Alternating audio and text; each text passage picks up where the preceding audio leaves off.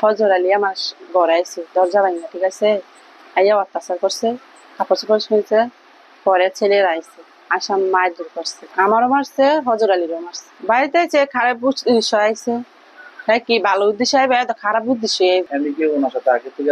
না না, এমনি কোনো আলোচনা কোনো টাকা পয়সা রেন দিন না ছিল কি, কিন্তু মেমে কোনো সাথে স্বপ্ন করে কিসের এনতে, তো আমার মা টাকা আনছে, টাকা যে আনছে না, পরে আমার মায়ের টাকা থেকে 50,000 কইছে দিমু, পরে 2 দিন পার হয়ে গেছে গা, মানে টাকা দেওয়ার কোনো প্রয়োজন। পরে মানুষ আস্তে আস্তে তো টাকাটা তো দেওয়ার দরকার না, পরে আমার মা বাজার গিয়া নাম্বারটা আনছে। পরে আমার মা কইছে জি তোর মোবাইল 10 মিনিট আছে, তুই একটু ফোন দে। পরে আমি ফোন দিছি, আমি কই ভাই, মা বলে আপনারা বলে টাকা বলে চাইছে, আপনাতে মানে দিবেন কি না দিবেন আমাকে জানান।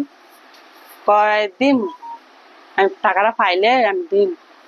পরে এন থেকে মানে টাকা পয়সা নিয়ে কথা হয়েছে কি না, তেমনি কোনো সম্পর্ক হচ্ছিল, মানে টাকার মায় না দিলে আমার কাছে ফোন দিচ্ছে, তেমনি কোনো সাথে সম্পর্ক। এমার্জেন্সি আইসে তো বললামই তো, ঘর আইসে দরজা, বৃহস্পতিবার রাতে 11:30 বাজে মানে হজর আলী আইসে, ঠিক আছে, একটা ডাক ডাক দিচ্ছি, ডাক দেওয়ার পরে আমি কইছি কে, তো হেতে কইছে আমি ওই দরজা মেলাতে, আমি দরজা মেলা দেখে মানে মুরাদা ডাক্কা দিছে, হ্যাঁ ডাক্কা দেয় দরজা মেলে না।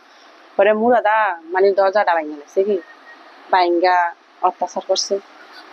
তখন আপনার পরিবারের লোকেরা কই ছিল? আমার পরিবারের লোকেরা, আমরা সপ্তাহ পর পর একটা অনুষ্ঠান হয়, এই অনুষ্ঠানে গেছে। আপনি জানেন না? আমি যাই না, মানে এরা মুরব্বীরা যায় কি, আমি যাই না, দূর না, এতে মসজিদের বয়স্ক লোক তারা যায়।